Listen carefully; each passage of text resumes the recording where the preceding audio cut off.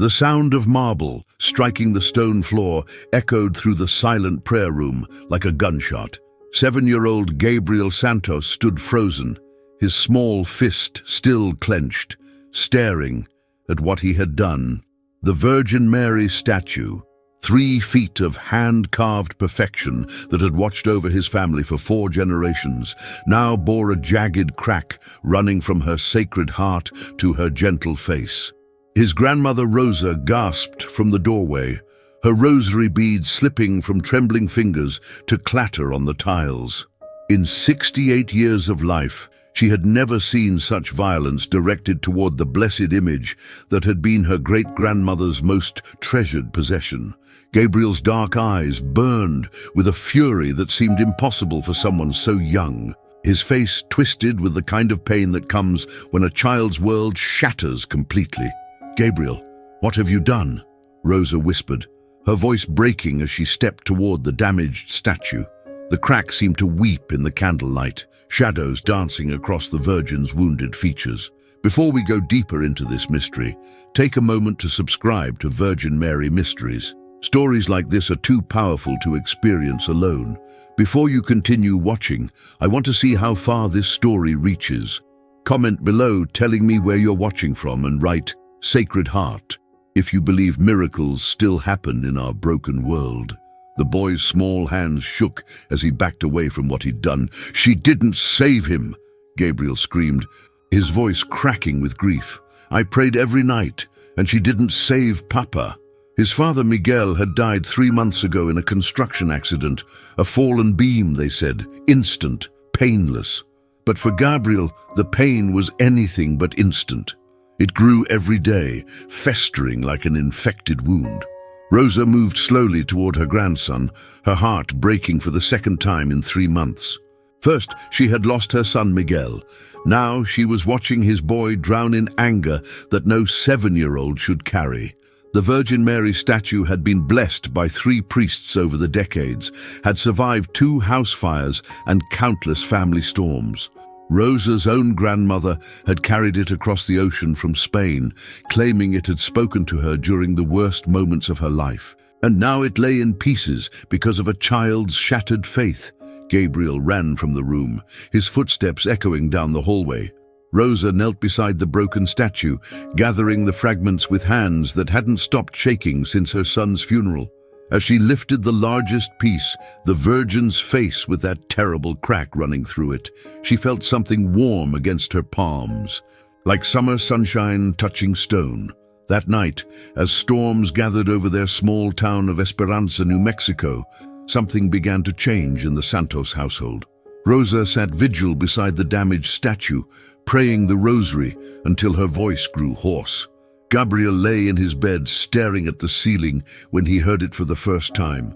A voice so familiar, it made his chest ache. "Mijo," it whispered, using his father's pet name for him. She never stopped listening.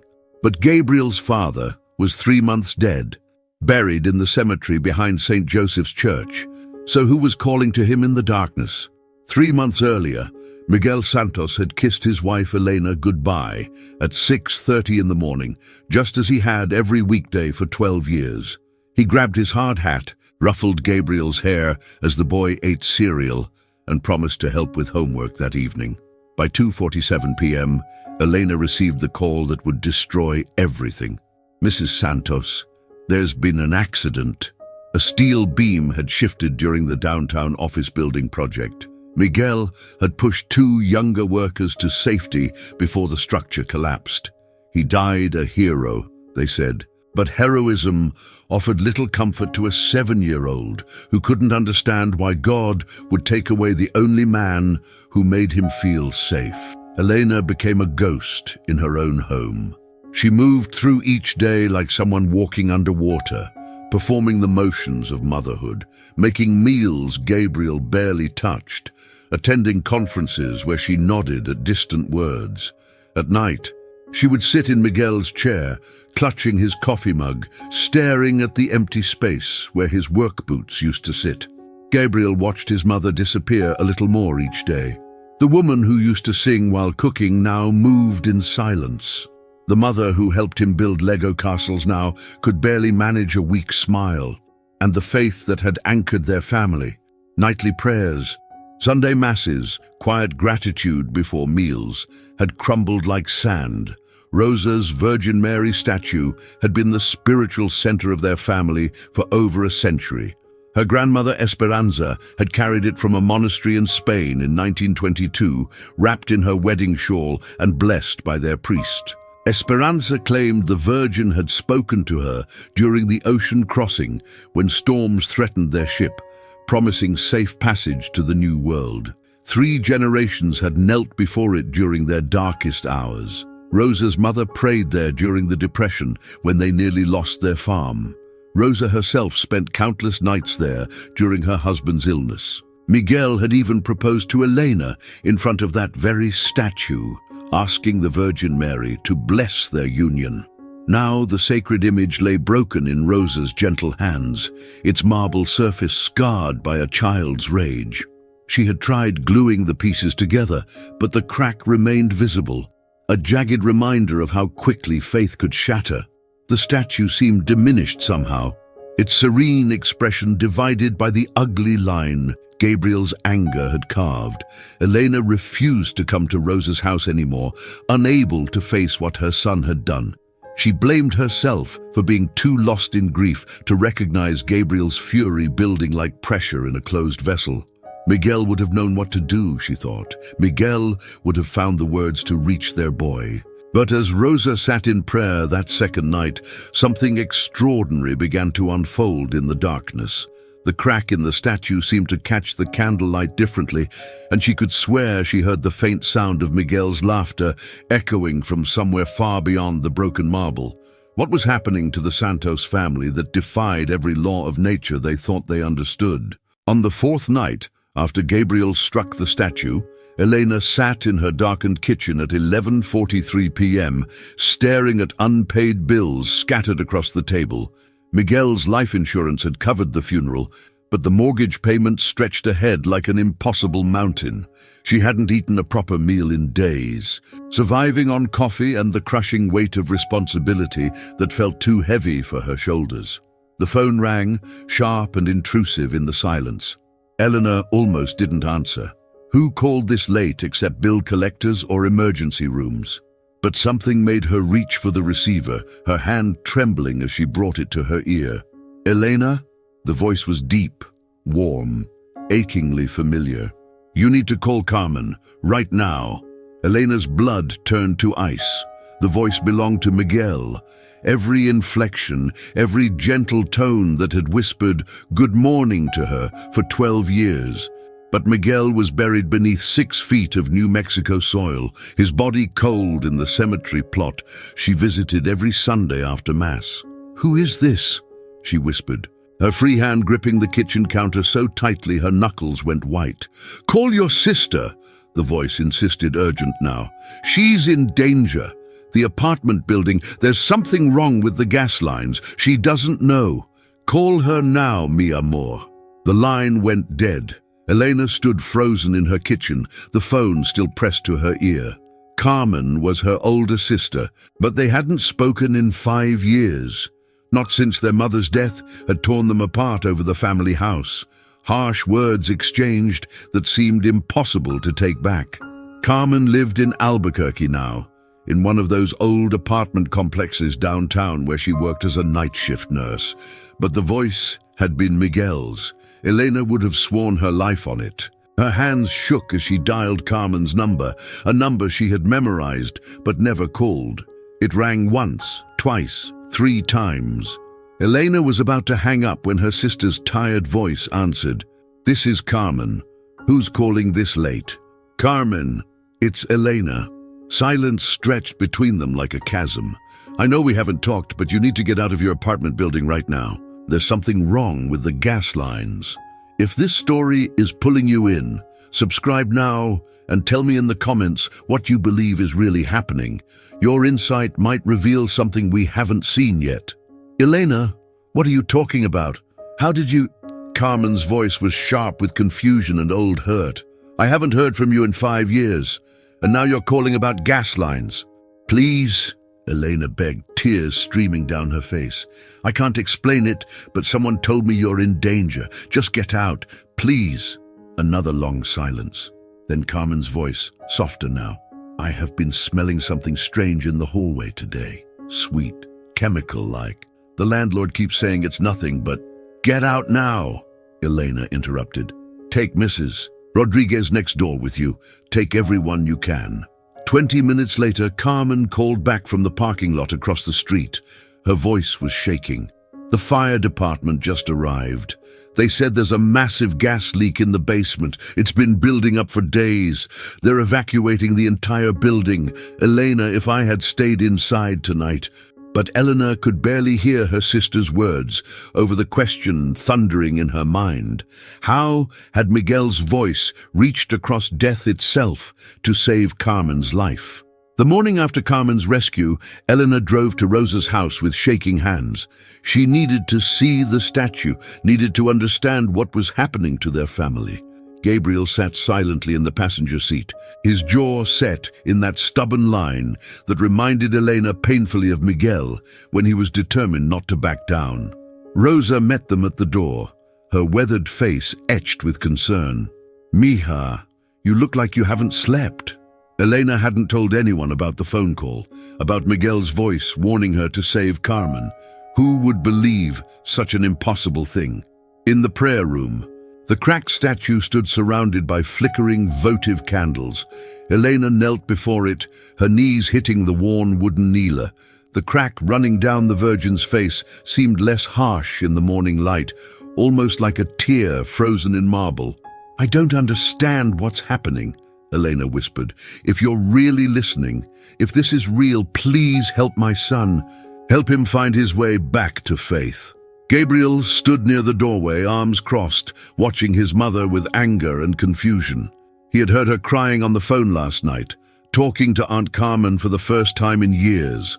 Something about a gas leak, about danger, but Gabriel didn't care. The Virgin Mary hadn't saved his father, and no amount of praying would bring Papa back. Rosa arranged fresh flowers around the statue's base, white lilies that filled the room with sweet fragrance. As she moved the largest lily aside, something caught the morning sunlight. A glint of gold nestled perfectly in the statue's cracked right hand. "Dios mío," Rosa breathed, stepping back so quickly she knocked over a candle. The small flame extinguished with a hiss. Elena looked up to see what had startled her mother-in-law. There, resting in the Virgin's marble palm, as if carefully placed there, was Miguel's wedding ring. The simple gold band they had searched for desperately after the accident, checking his work clothes, his truck, the construction site, even the hospital. The ring had vanished completely. Gabriel's eyes widened. He stepped closer, his defiant posture wavering. "That's Papa's ring," he whispered, his voice cracking. Elena rose on unsteady legs, reaching toward the statue with trembling fingers. The ring was warm to the touch, as if someone had just removed it. Inside the band, she could still see the engraving from their wedding day. "Para siempre, Elena. Forever, Elena." "It's impossible," Elena sobbed, clutching the ring to her chest. "We looked everywhere." Gabriel's face hardened again, but Elena could see tears threatening. "Someone put it there," he said loudly, backing toward the door. "Someone is playing tricks on us. Dead people don't leave rings in statue hands." But even as Gabriel spoke these words of denial, Rosa noticed something that made her blood run cold. The crack in the statue's face, the jagged line Gabriel's anger had carved 4 nights ago, had somehow changed. It was no longer a harsh split in the marble. It was beginning to look like a gentle smile. The phone call from Gabriel's teacher came Tuesday afternoon while Elena was folding Miguel's shirts. Mrs. Patterson's voice was cautious but amazed, struggling to believe her own words. "Mrs. Santos, Gabriel scored perfectly on our state mathematics assessment, every single question correct. But this is a child who has been failing basic addition for weeks." Elena set down Miguel's work shirt, her heart racing. Gabriel had been sullen and defiant at school since his father's death, picking fights and refusing assignments. His teacher had warned he might repeat the grade. There's more. Mrs. Patterson continued, her voice dropping to an amazed whisper. During recess, Gabriel stopped another student from drinking from the water fountain. He was frantic, saying the water was bad and would make Tommy very sick. I had maintenance check anyway. Elena gripped the phone tighter. What did they find? A crack in the pipe had allowed contaminated groundwater to seep in. The health department said if Tommy had consumed that water, he has a compromised immune system from chemotherapy. It could have been life-threatening. How did your 7-year-old son know? When Elena hung up, she found Gabriel at the kitchen table, mechanically coloring. His small face was pale, exhausted, dark circles shadowing his eyes. He'd been having the dreams again, where his father spoke to him from somewhere beyond the broken statue. Gabriel, Elena sat beside him. Mrs. Patterson called. She said you did something brave today. Gabriel's crayon stopped moving. Papa told me, he said quietly. In my dream last night, he said Tommy was in danger and I had to protect him. Elena's breath caught. What else did Papa say? For the first time in weeks, Gabriel looked directly at his mother. His dark eyes swam with tears he'd been holding back. He said the lady in the statue isn't mad at me for hitting her. He said she's trying to help us, but I have to stop being angry first. Elena pulled Gabriel into her arms, feeling his small body tremble. As she held him, she caught sight of something that made her heart skip. On Gabriel's coloring page, a simple drawing of a house and family, he had carefully colored the mother figure in blue robes, with gentle hands extended in blessing, just like the Virgin Mary statue he claimed to hate. That evening, Elena called Rosa with trembling hands. Something is happening to Gabriel at school. Children are being protected through him and he's starting to change. But Rosa, I'm scared. What if this is too much for a little boy to carry? Rosa's voice was thoughtful. Mija, perhaps the question isn't whether it's too much for Gabriel. Perhaps the question is, what is the Virgin Mary preparing our family for that requires such powerful intervention? Elena looked toward Gabriel's bedroom, where her son was finally sleeping peacefully. Outside, storm clouds were gathering over Esperanza, and she could smell rain on the wind. What was coming that required miracles to protect them? Dr. Martinez's office felt sterile and cold to Elena, nothing like the warm sanctuary of Rosa's prayer room where miracles seemed to unfold daily. The family counselor had insisted that Elena come alone for this session, explaining that Gabriel's anger needed to be addressed before he could participate in therapy. But as Elena sat in the uncomfortable chair, recounting her son's recent transformation, she felt Miguel's absence like a physical ache. You're telling me Gabriel went from failing mathematics to perfect scores overnight? Dr. Martinez adjusted his glasses, clearly skeptical. And he somehow knew about contaminated water that could have seriously harmed another child. Elena nodded, her hands twisting Miguel's wedding ring, now on a chain around her neck since she'd found it in the statue's palm. I know how it sounds, but doctor, something extraordinary is happening to my family. Gabriel is changing, but he's carrying something heavy, and I don't know how to help him. Dr. Martinez was writing notes when the office door opened quietly. Gabriel stood in the doorway, his small face serious beyond his 7 years. Elena's heart raced. She had left him with Rosa, who was supposed to keep him at home during the session. Gabriel, how did you get here? Elena stood quickly, moving toward her son. Abuela brought me, he said simply, stepping into the room with unusual confidence. But I asked her to. I need to tell you something important. Dr. Martinez gestured for Gabriel to sit, but the boy remained standing, his dark eyes focused entirely on his mother. Mama, last night Papa came to me again in my dream, but this time it wasn't just his voice. Elena felt tears burning in her eyes. What do you mean, mijo? He was standing by the statue and she was there too, the Virgin Mary. She wasn't broken anymore in the dream. She was beautiful, with light all around her. Gabriel's voice grew stronger as he spoke. Papa said, he's been trying to teach me something important through her, but I was too angry to listen. Gabriel moved closer to his mother, his small hand reaching for hers. He said he's proud that you're being so strong, but you're carrying too much sadness. He said his job now is to watch over us from heaven, but my job is to take care of you here. Elena knelt down to Gabriel's level, tears flowing freely now. Gabriel, I should be taking care of you, not the other way around.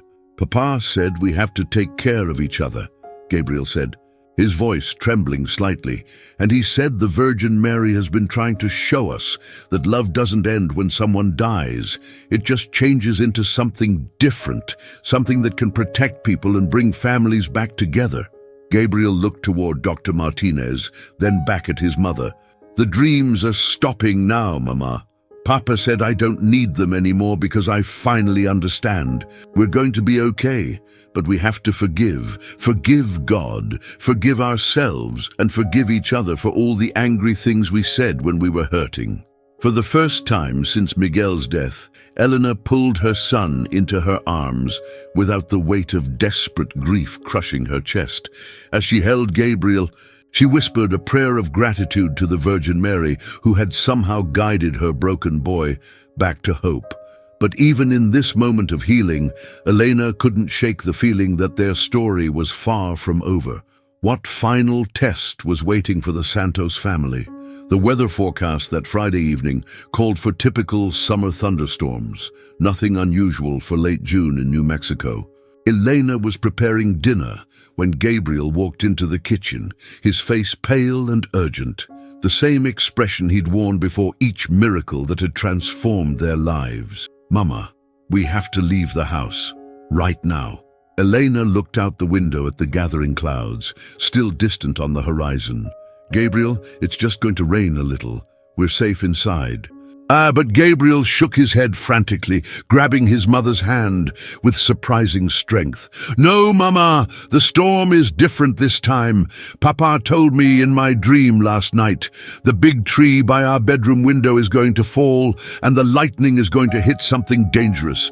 We have to get everyone out. Eleanor's blood chilled. After everything they'd experienced, Carmen's gas leak, the contaminated water, Miguel's ring appearing in the statue's hand, she couldn't dismiss Gabriel's warnings anymore. Who is everyone, mijo? The Hernandez family next door and Mr. Valdez across the street. Their houses are going to be hurt too. Gabriel's voice was eerily calm now, as if he was simply reciting facts he knew to be true. We have to take them to Abuela's house. The Virgin Mary showed me. We'll all be safe there. Within 20 minutes, Elena found herself doing something that would have seemed impossible weeks ago, convincing their neighbors to evacuate their homes based on her 7-year-old son's prophetic dream. Mrs. Hernandez looked skeptical until Gabriel mentioned that their gas water heater was making a funny noise, something she had noticed but hadn't told anyone. By 8 o'clock, 7 adults and 4 children had gathered in Rosa's living room, watching through the windows as the storm approached with unprecedented fury. The wind began howling like a living thing, bending trees at impossible angles. Rain pounded against the windows so hard it sounded like gravel being thrown at the glass. At 8:47 p.m., the lights went out across their entire neighborhood. Gabriel stood at Rosa's front window, perfectly calm, while the adults around him grew increasingly anxious. "It's starting now," he said quietly. Eleanor moved to stand behind him, her hands on his small shoulders, as lightning illuminated the sky with terrifying brightness. The sound they heard next would haunt Elena for the rest of her life, a crash so violent it shook the earth beneath Rosa's house. Through the storm, they could see that the massive cottonwood tree beside Elena's bedroom window had fallen, crushing the entire side of their home. But Gabriel had already turned away from the window, his young face serene. "It's okay, Mama," he said, looking up at her with Miguel's gentle eyes. "We're all safe, and everything that really matters is still here." When the storm passed 3 hours later and they ventured out to assess the damage, they found Elena's house partially destroyed and the Hernandez home with severe roof damage. Mr. Valdez's garage had been struck by lightning, causing a small fire that would have spread if the family had been there. But in the rubble of Elena's collapsed bedroom, Rosa made a discovery that defied every law of physics and faith they thought they understood. The Virgin Mary statue sat perfectly intact among the destroyed debris, not a single crack visible on its restored marble surface. How had a broken statue become whole again in the midst of such destruction? 3 weeks after the storm, Elena stood in the ruins of what had been her bedroom, watching Gabriel carefully wrap the restored Virgin Mary statue in Miguel's old workshirt. The marble figure was pristine. No trace remained of the angry crack he had carved with his small fist. Insurance adjusters shook their heads in bewilderment, unable to explain how a delicate statue had emerged unscathed from rubble that crushed everything else. Gabriel had become a different child entirely. The sullen anger that consumed him after Miguel's death had transformed into quiet purpose. He woke each morning asking how he could help rebuild their lives, comforting his mother when the weight of starting over threatened to crush her spirit. "Mama," Gabriel said, as they prepared to move the statue temporarily, "Mrs. Hernandez wants to know if she can bring her rosary here tonight. She says she wants to pray where the miracle happened." Word had spread through their small neighborhood about the Santos family's extraordinary story. Carmen drove down from Albuquerque every weekend now, her relationship with Elena fully healed, bringing friends who had heard about the impossible warnings that saved lives. By evening, Elena counted 12 neighbors gathered in their damaged backyard, kneeling on blankets around the statue that Rosa had placed beneath the one remaining tree. Gabriel moved among them silently, lighting votive candles and offering gentle smiles, but he never spoke about his dreams or his father's voice that had guided them. Rosa pulled Elena aside as the prayer service continued. "Mija, look at your son. See how he moves among these people, like he knows exactly what each person needs to hear, even without speaking." Elena watched Gabriel kneel beside old Mr. Valdez, whose arthritic hands struggled to hold his rosary. Without a word, Gabriel gently helped position the beads in the elderly man's fingers, then bowed his head in prayer beside him. The boy, who had once raged at God, now served as a quiet bridge between heaven and hurting hearts.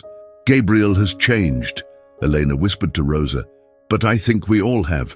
The Virgin Mary didn't just heal our family.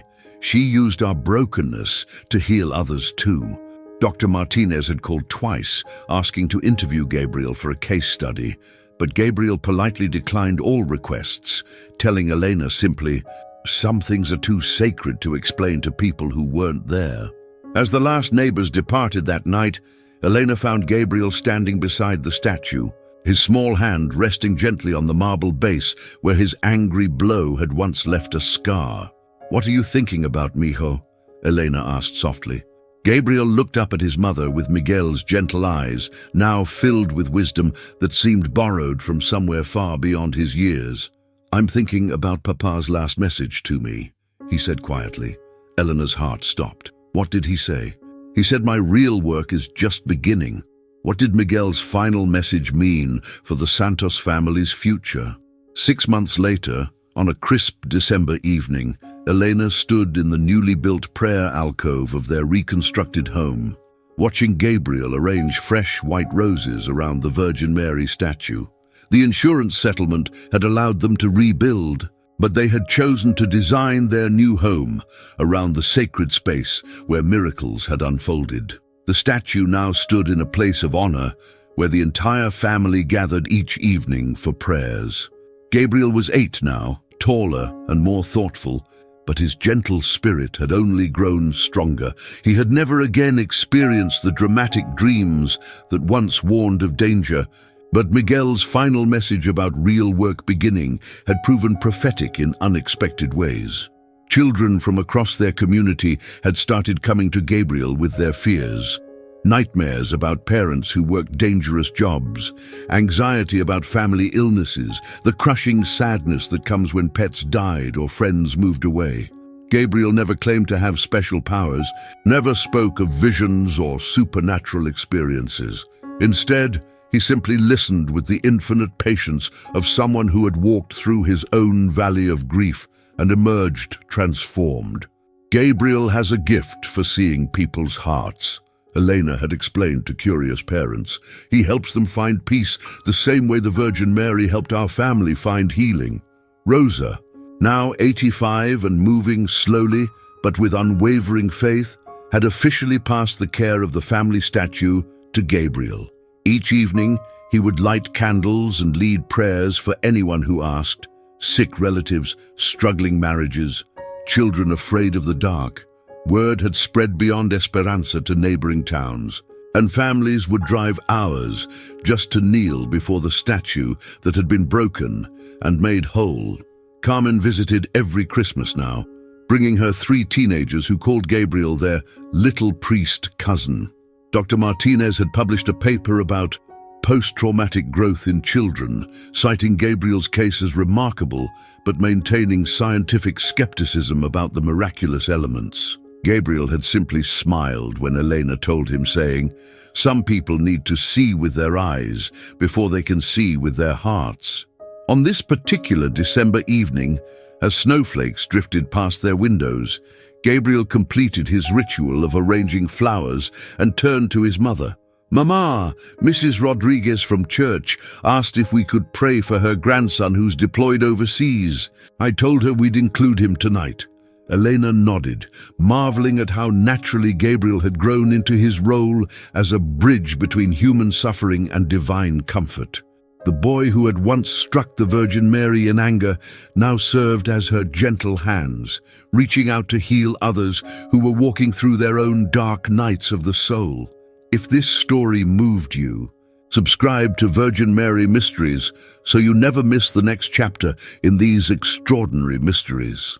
As they knelt together before the statue that evening, mother and son praying for a soldier they'd never met, Elena whispered a prayer of gratitude for the broken moments that had led to this beautiful wholeness.